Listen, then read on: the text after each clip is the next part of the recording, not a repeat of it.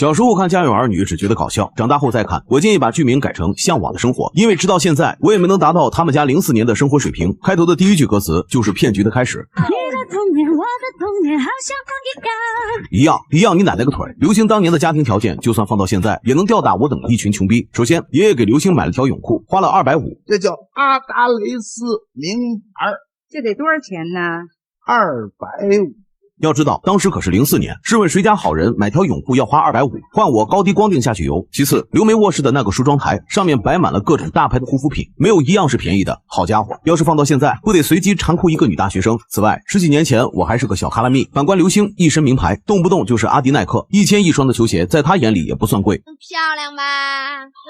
对，看跟我这双鞋一模一样，挺贵的吧？哎呀。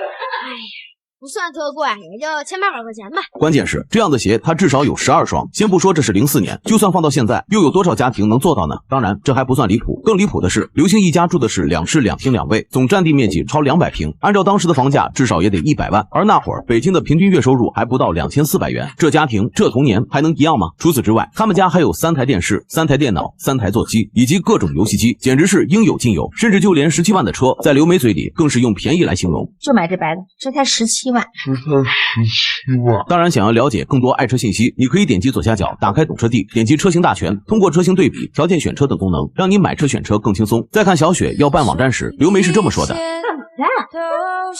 干嘛用啊？这是结交更多的朋友，讨论感兴趣的话题。那得多少钱呢？主要是租服务器，一年也就1万块钱吧。成，只要是对你成长有好处，钱你不用考虑。听听，为了小雪的成长，在父母眼里钱不是问题。虽然这个理论放到现在也是合理的，但那是04年呢，花一个普通人4个月的收入去换小雪的一次成长，这家庭还真不一般呢。还有我从小吃到大的中国冰棍，在刘星口中却成了破冰棍。你傻呀，有哈根达斯还吃什么中国破冰棍啊？吃什么中国破冰棍啊？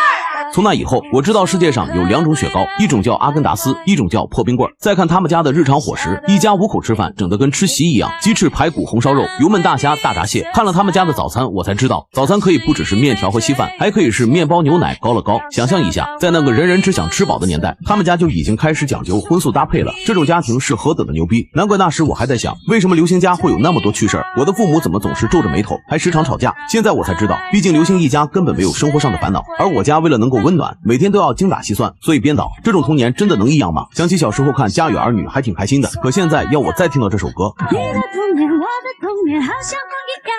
我他妈恨不得把电视都给砸了。